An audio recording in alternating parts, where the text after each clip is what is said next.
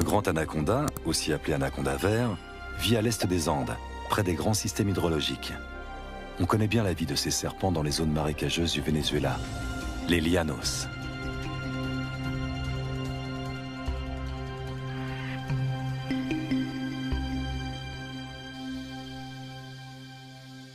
Là-bas, les anacondas mesurent rarement plus de 4,5 mètres de long.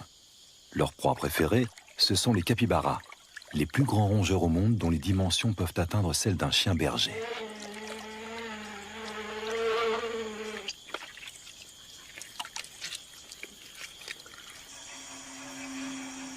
Pendant la saison sèche, la savane se transforme.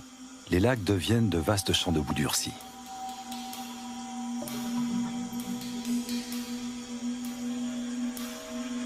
Difficile pour un anaconda de plus de 4 mètres de trouver un point d'humidité qui lui permettra de supporter la chaleur.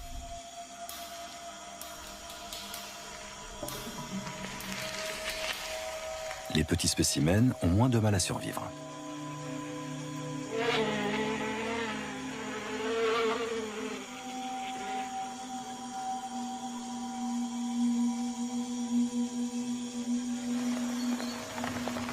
Début avril, la saison sèche touche à sa fin et les premières gouttes d'eau se transforment vite en pluie torrentielle. En à peine quelques jours, les étendues asséchées se gorgent d'eau.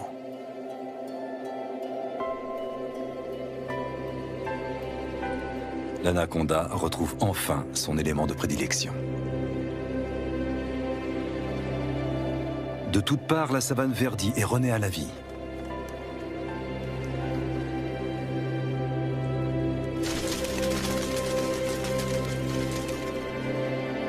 Les anacondas qui vivent au bord du fleuve sont différents de leurs congénères de la savane.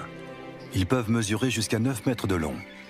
Contrairement à leurs congénères vénézuéliens, on sait très peu de choses sur leur mode de vie.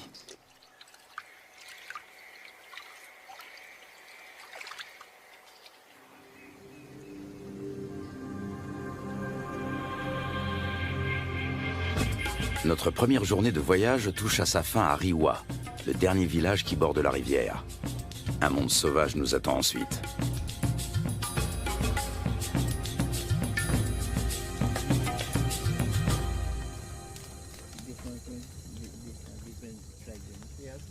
À la lueur du feu de camp, un vieux chasseur nous raconte la légende du matapi.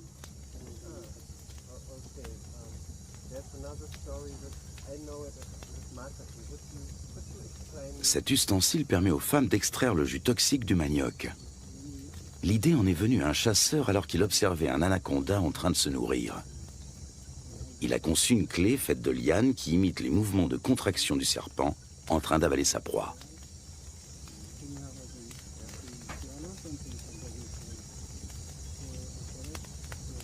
Fascinant. Tout autant que le ciel qui brille de 1000 étoiles au-dessus de nos têtes.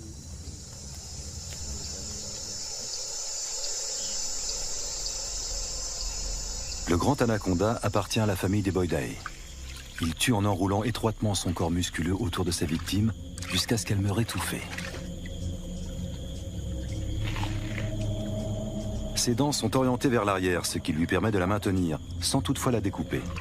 Il n'a donc pas d'autre choix que de l'engloutir en une seule fois.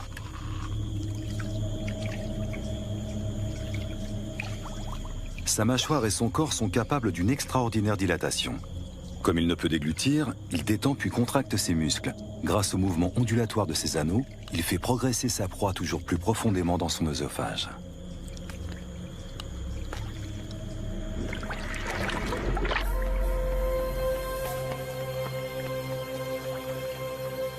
Un groupe de becs en ciseaux prend son envol dans la lumière du petit matin.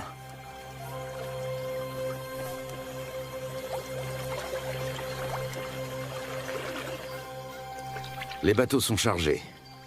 Un rapide petit déjeuner, puis il faut repartir.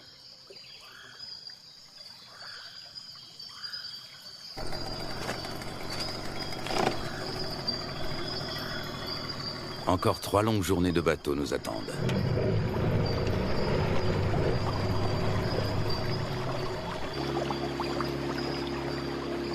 Notre objectif, un territoire inexploré situé en amont de la rivière.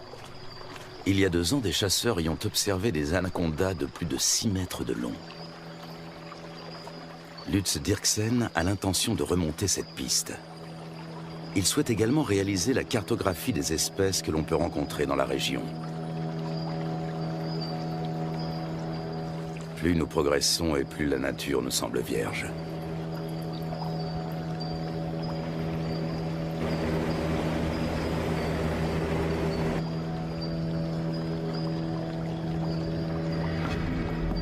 Avec un tel niveau d'eau, les caïmans noirs ont bien du mal à trouver un endroit où se prélasser. Les plus gros spécimens, eux, ont trouvé leur place au soleil.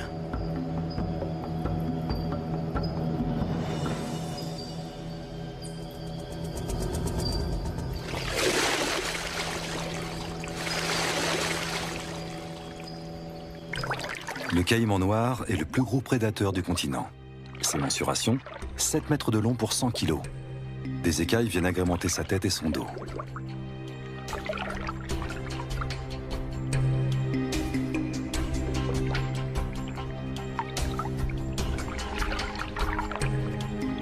La peau cuirassée de son ventre et de sa gorge est particulièrement épaisse et dure. Sa mâchoire supérieure est typique de son espèce. Toute dent qui tombe repousse invariablement. Les petits points qui ornent son museau sont autant de récepteurs ultrasensibles qui lui permettent de localiser ses proies. Au fil de l'évolution, les crocodiliens, dont font partie les caïmans, ont su imposer leur domination. Après plusieurs heures de trajet, une pause est la bienvenue. C'est Lutz Dirksen qui tient le journal de l'expédition. Ses observations précises sur les espèces rencontrées lui seront plus tard d'une grande utilité. Notre campement sur la rive a éveillé l'intérêt des caïmans.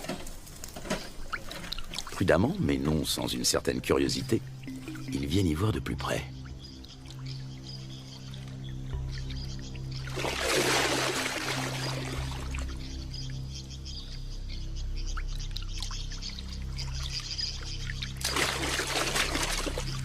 Une mesure d'intimidation s'impose.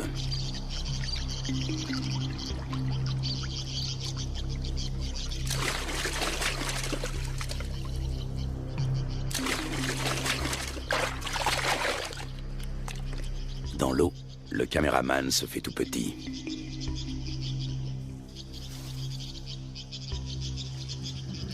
La bête est encore loin. Comment l'attirer sur un banc de sable pour mieux l'observer? La prudence est de mise. Le caïman commence par suivre le comportement des vautours. Une fois sûr qu'aucun danger ne menace, il vient récupérer les restes de repas que nous avons disposés en guise d'appât.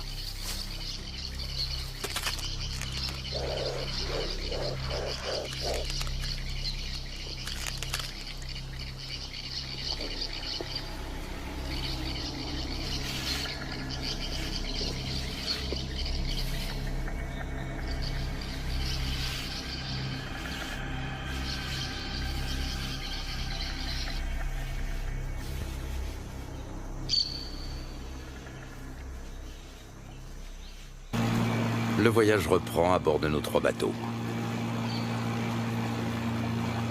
Dans ce virage, la rivière a creusé une profonde entaille dans la berge et coule désormais tout droit.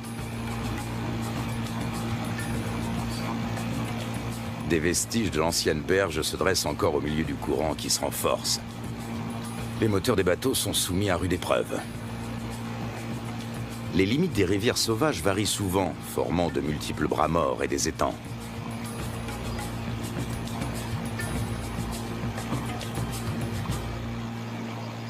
L'après-midi suivant, nous croisons une famille d'otaries géantes. Les Indiens les attirent grâce à un cri bien particulier.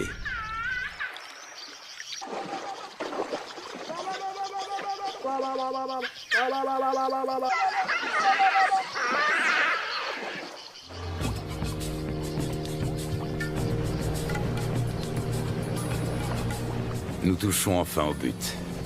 Il ne peut s'agir que de l'endroit dont les chasseurs ont parlé. C'est ici que nous allons nous établir pour partir à la recherche des grands anacondas. Nous remontons notre équipement aussi loin que possible de la rivière. Par temps de pluie, les eaux peuvent monter très vite.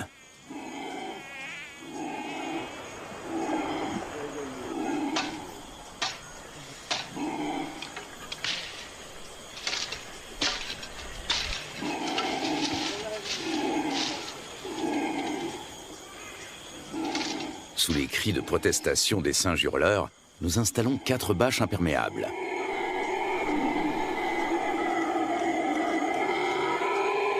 Une bâche pour la cuisine.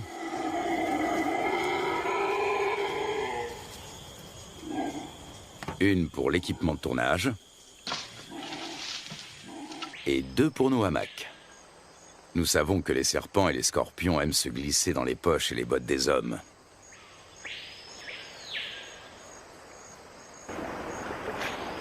Du poisson frais vient compléter nos rations de riz, de pâtes et de haricots.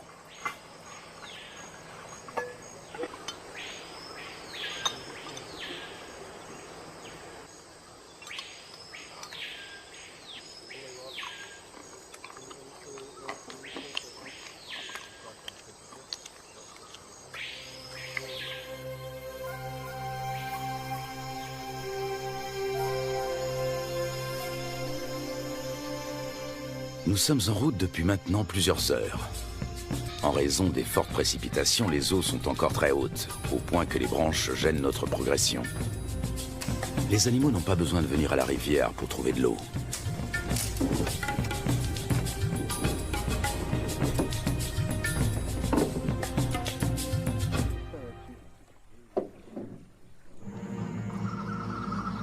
Durant la saison des pluies, les anacondas suivent l'eau jusque dans la forêt. Ils passent toute leur vie dans les marécages. Même leur venue au monde a lieu en milieu aquatique. Dans le corps de leur mère, les embryons grandissent à l'intérieur des œufs. Lorsque ceux-ci sont prêts à éclore, les jeunes s'extirpent de la coquille avant d'être sortis du ventre de la mère. Ils naissent ensuite sous forme de petits serpents parfaitement développés. Ils sont tout de suite dans leur élément. Le nombre de jeunes dépend du gabarit de la mère. Chez une grande femelle, une portée peut compter plus de 80 serpenteaux.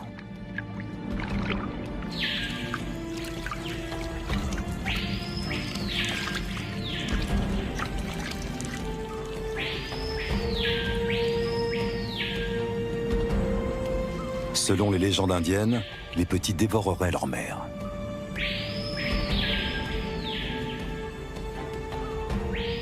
Un certain nombre de serpenteaux s'éloignent quelques minutes à peine après leur naissance. Ce sont déjà des prédateurs à part entière avec un redoutable instinct de chasseur.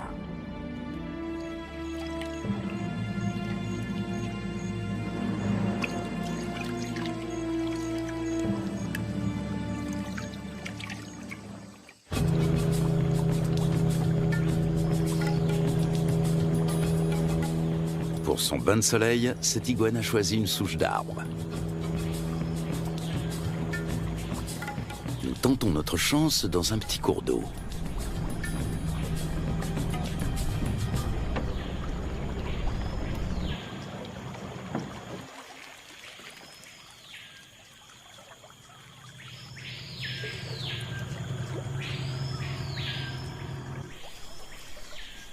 Aux aguets, notre capitaine a repéré un mouvement et attrapé le responsable.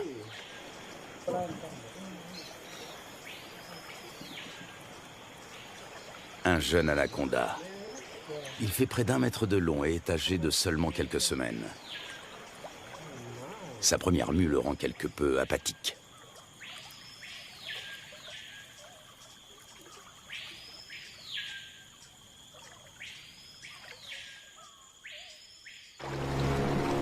De retour à bord du bateau, le soleil se fait brûlant.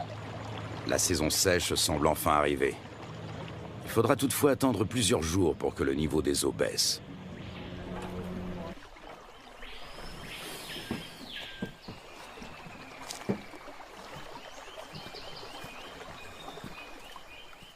Pour se frayer un chemin sans machette, il faut suivre les pistes régulièrement empruntées par les animaux.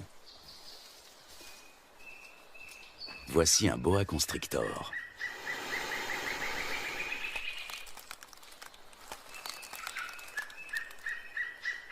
Nous sommes trop grands pour lui servir de proie. mais cela ne l'empêche pas d'essayer de nous intimider. Lutz Dirksen connaît bien le comportement des serpents.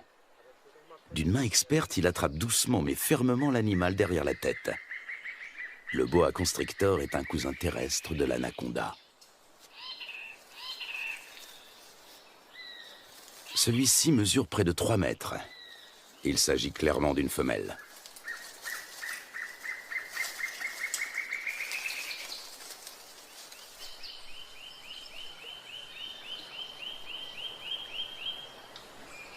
Encore un jeune anaconda. Lorsqu'ils sont âgés d'à peine quelques jours, ils se montrent particulièrement agressifs.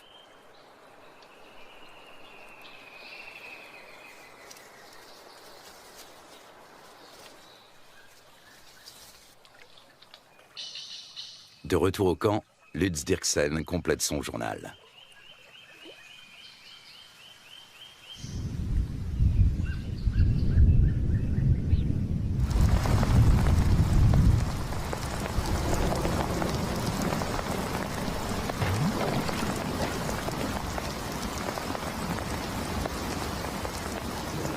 Ces 4 dernières années, la Guyane n'a pas connu de saison sèche normale. Le manioc a même pourri sur pied. À l'origine de cela, les phénomènes météorologiques tels que la Niña et le réchauffement climatique.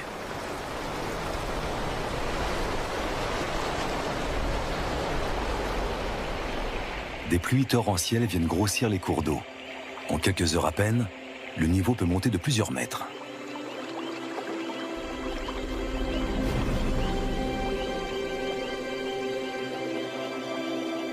Les forêts qui bordent les rivières ont l'habitude de ces caprices saisonniers.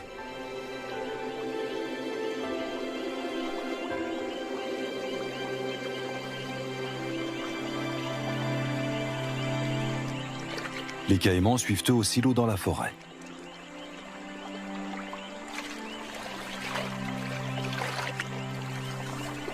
Même le tapir trouve de la nourriture sous l'eau. En plus des fruits et des feuilles, il est friand de plantes aquatiques. Il faut dire que dans l'ombre des sous-bois, ce gros ongulé peine à trouver de quoi se nourrir correctement.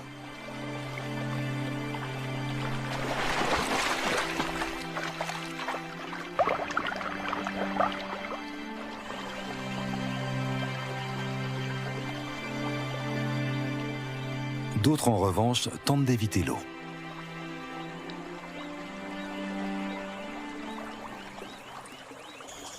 Au beau milieu de la nuit, le niveau d'eau a encore subitement monté de plus de 3 mètres.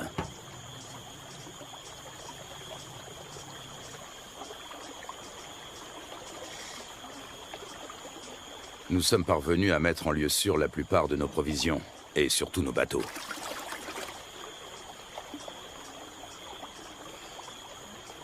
Il faut dresser maintenant le bilan des dommages.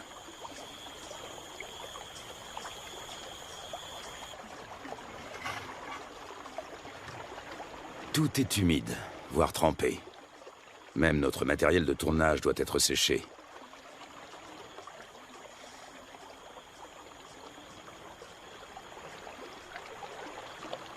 Continuer ou faire demi-tour? Telle est la question. Si nous voulons rester, il nous faut un campement en amont des cascades. À condition de venir à bout de celle-ci.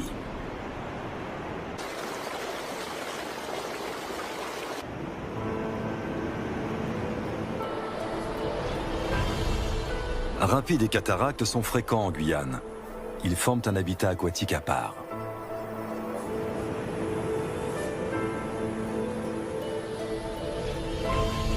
Les vautours s'attribuent les victimes de noyades.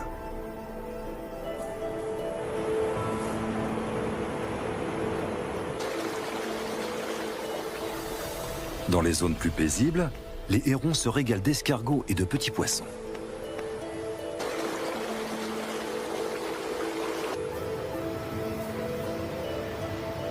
Les loutres géantes, elles, aiment chasser dans les remous poissonneux.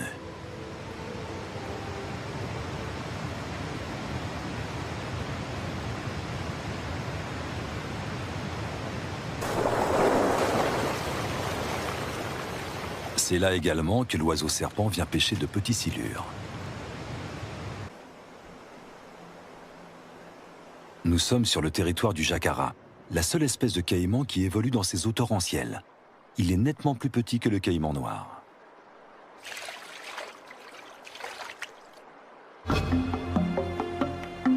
Après en avoir débattu, la décision est enfin prise. L'équipe va se séparer. Un bateau va prendre le chemin du retour. L'équipe de tournage, accompagnée de 6 des guides, va relever le défi et continuer la route vers l'amont. Impossible de savoir ce qui nous attend. Peu de gens se sont déjà aventurés au-delà de ces cascades. Pour y parvenir, il nous faut des troncs d'arbres. Ils vont nous servir à faire avancer les bateaux tout en protégeant leurs coques. Chacun d'entre eux pèse près de 300 kilos.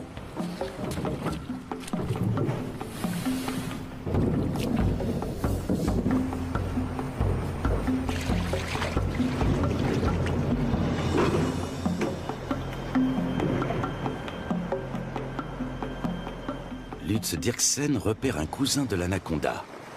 Il s'agit d'un Corallus hortulanus qui vit dans les arbres.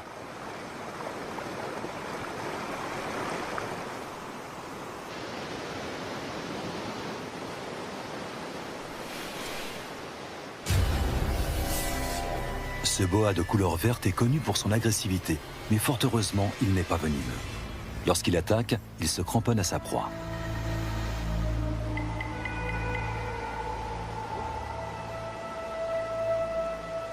Au niveau de sa lèvre supérieure, on distingue ses fossettes sensorielles. Il s'agit de détecteurs de chaleur qui l'aident à repérer ses victimes, même de nuit.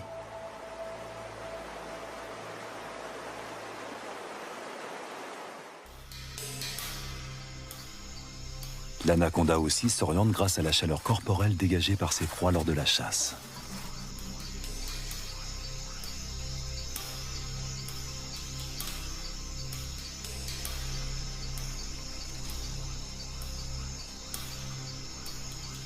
Peut-être distingue-t-il le paca comme à travers une caméra infrarouge.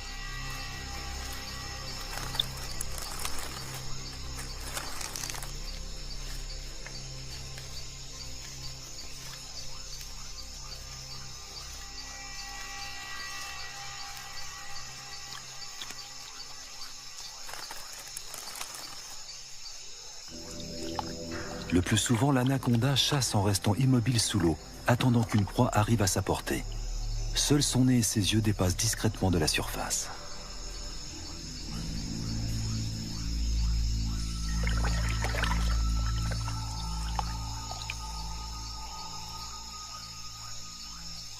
Avec sa langue fourchue, il détecte la moindre odeur.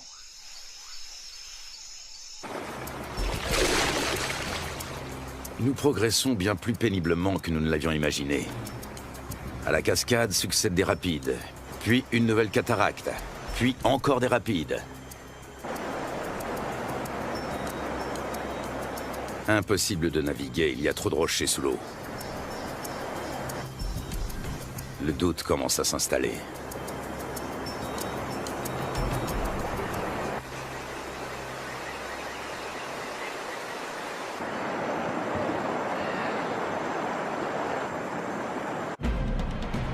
Dans le cours supérieur, les eaux sont particulièrement impétueuses.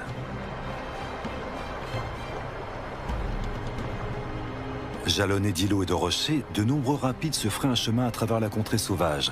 Souvent, ils sont impraticables sur plusieurs kilomètres.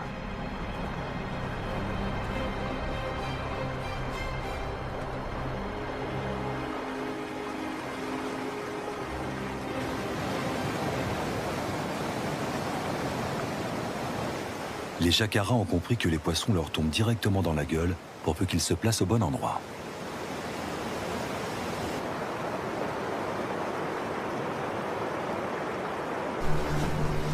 Au bout d'à peine quelques centaines de mètres, une nouvelle cataracte nous ferme le passage. Une fois de plus, impossible de passer.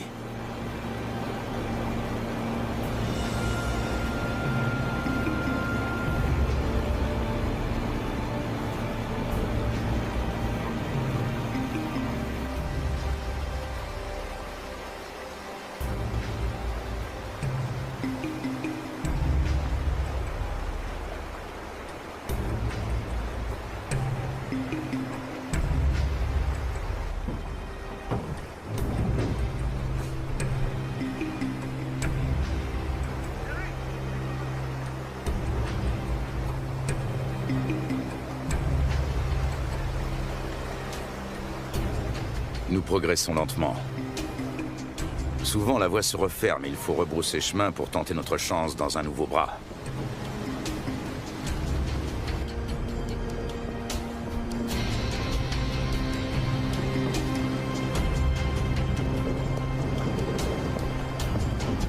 Il nous aura fallu une journée entière pour parcourir 500 mètres.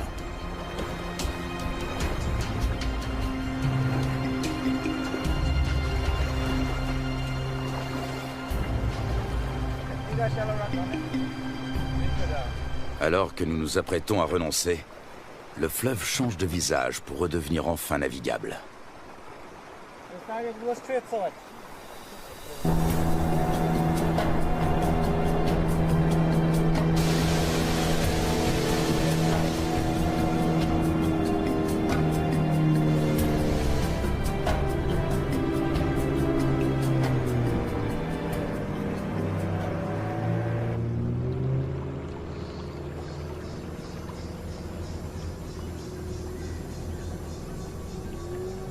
Devant nous, la rivière se dédouble.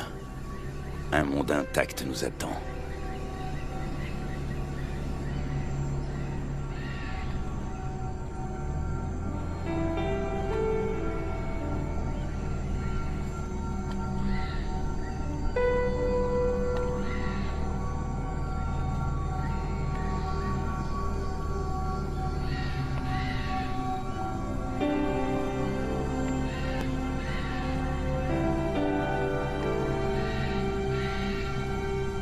Le lendemain, un nouveau campement est monté.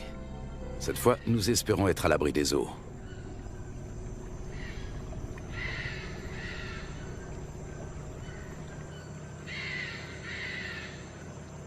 Non loin de notre campement, nous tombons sur un groupe de capybaras.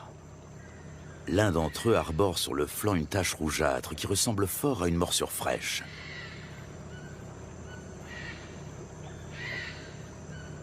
Les rongeurs ne semblent pas gênés par notre présence. Ailleurs, ils se montrent plus farouches. Ici, ils ne redoutent que le jaguar et l'anaconda. Et puis, au milieu d'un enchevêtrement de branches, il est là, immobile. Il a pourtant perçu notre présence depuis un bon moment.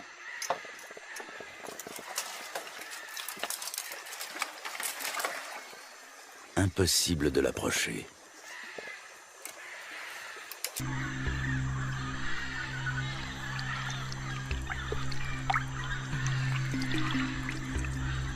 L'accouplement peut durer jusqu'à 4 semaines.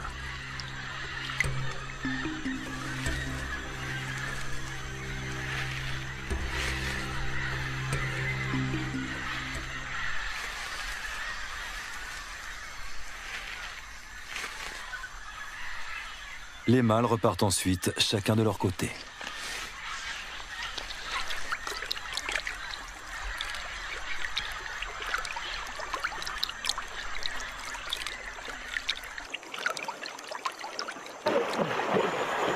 Soudain, nous faisons une découverte de taille.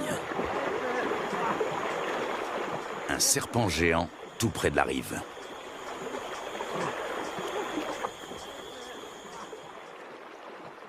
Même à 4, nous avons du mal à le maîtriser.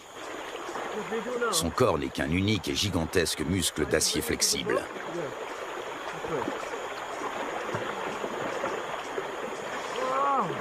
Il doit avoisiner les 200 kilos. Il s'agit d'une femelle.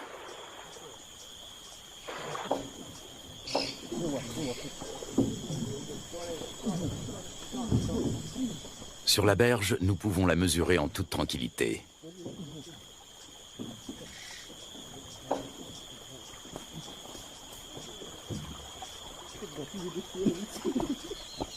Un sac sur la tête devrait la calmer. Un moyen qui a fait ses preuves.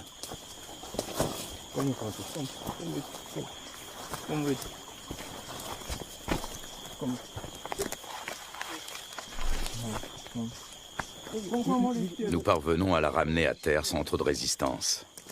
Avec sa taille, elle ne connaît plus aucun prédateur naturel.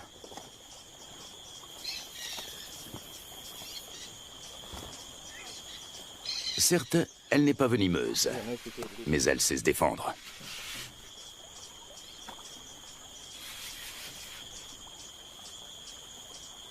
Tenez-la, pendant que je mesure. Une telle géante peut infliger de graves blessures. Une fois refermées sur leur proie, ces mâchoires ne se rouvrent pas facilement. Solides, acérées et orientées vers l'arrière, ses dents sont de véritables crochets. On distingue parfaitement sa trachée située à l'avant de la gueule.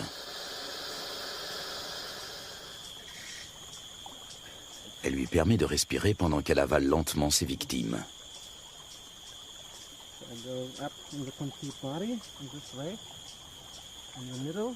L'anaconda fait jouer ses muscles. Difficile de prendre ses mesures.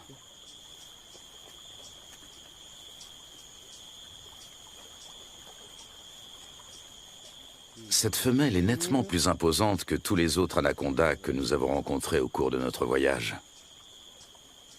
Lutz doit s'y reprendre à plusieurs reprises.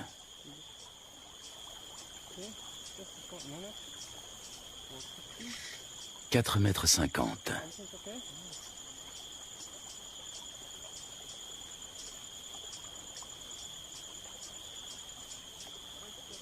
« 5,70 m.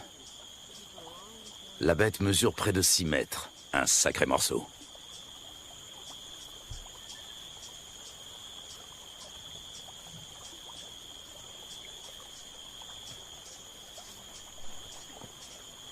Lutz mesure la circonférence de son corps à l'endroit le plus fort.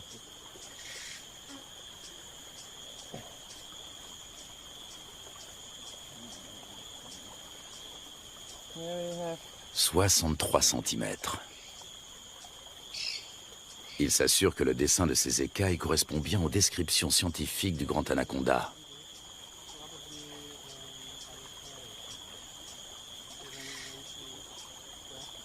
Ces plaies proviennent d'un marsupial. Il arrive que l'anaconda se...